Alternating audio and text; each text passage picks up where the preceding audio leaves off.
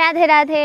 আজকে আমরা পৌঁছে গেছি শ্রীমদ্ ভগবদ গীতার প্রথম অধ্যায়ের 20তম শ্লোকে। তো এখান থেকে আমরা আজকে শুরু করব, দেখা যাক কি হয়, কত দূর পর্যন্ত যেতে পারি। তো শ্লোক নম্বর 20। अथ व्यवस्थितान् दृष्टधर्तराष्ट्रान् कपिध्वजाः प्रवृत्रे शस्त्रसम्पाते धनुरुद्यम्य पाण्डवाः ऋषिकेशं तदा वाक्यमिदमाह महीपते। সেই সময় পাণ্ডুপুত্র অর্জুন হনুমান চিহ্নাঙ্কিত পতাকা শোভিত রথে অধিষ্ঠিত হয়ে তার ধনুক তুলে নিয়ে স্বরনিক্ষেপ করতে প্রস্তুত হলেন। হে মহারাজ, ধৃতরাষ্ট্রের পুত্রদের সমরসজ্জায় বিন্যস্ত দেখে অর্জুন তখন শ্রীকৃষ্ণকে এই কথাগুলি বললেন। এবার কি হবে? এখন থেকে শুরু হবে অর্জুনের আসল সেই বিষাদের পর্ব, যে অর্জুন আসলে কখন থেকে কষ্ট পাওয়া শুরু করলো আর কি বিষয় নিয়ে আসলে কষ্ট পাওয়া শুরু করলো, সেই সম্পর্কে আমরা এখন এখান থেকে জানা শুরু করব। তো এখানে আমরা একবারে 21 থেকে 22 নম্বর শ্লোক আছে, আপনারা দেখতে পাচ্ছেন কিনা জানি না। এই যে এখানে হচ্ছে 21 থেকে 22 নম্বর শ্লোক, এটা আমরা একটু পাঠ করি, এখান থেকে দেখি কি আছে।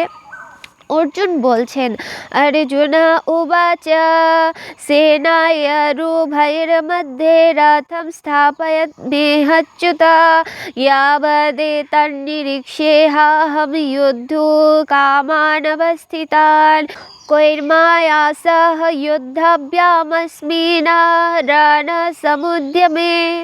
অনুবাদ: অর্জুন বললেন, হে অচ্যুত, তুমি উভয় পক্ষের সৈন্যদের মাঝখানে আমার রথ স্থাপন করো, যাতে আমি দেখতে পারি যুদ্ধ করার অভিলাষী হয়ে কারা এখানে এসেছে এবং এই মহাসংগ্রামে আমাকে কাদের সঙ্গে যুদ্ধ করতে হবে।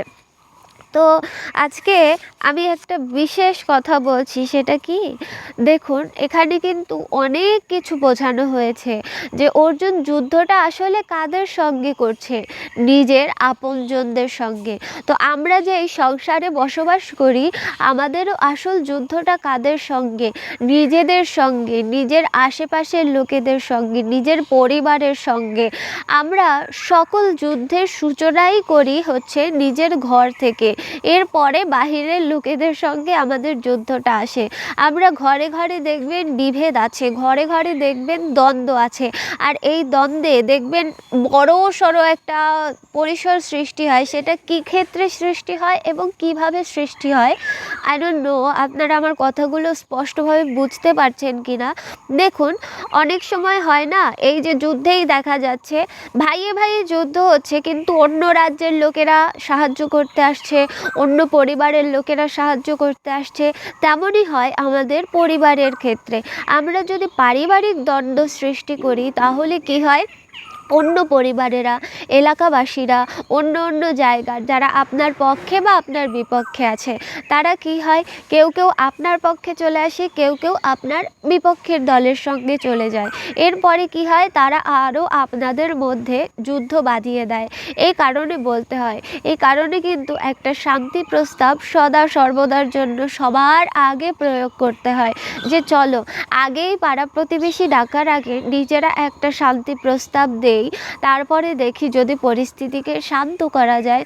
আর যদি তারপরেও একান্তই পরিস্থিতি শান্ত না হয়, তখন আমাদের উচিত ভগবানের হাতে ছেড়ে দেওয়া।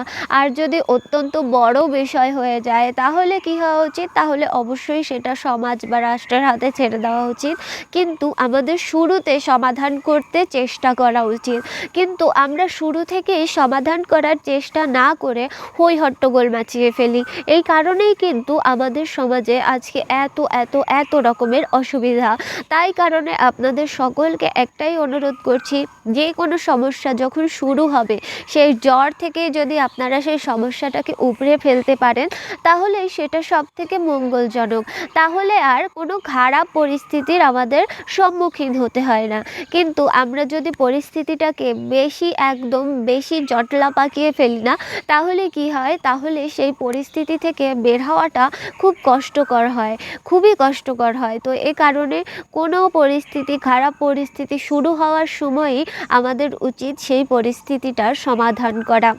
তো আজকে আর বেশি শ্লোক পাঠ করছি না, যেহেতু ভিডিও লার্জ হয়ে গেছে। তো আপনারা কে কোথা থেকে দেখছেন অবশ্যই জানিয়ে দেবেন। আজকে এই পর্যন্তই। রাধে রাধে।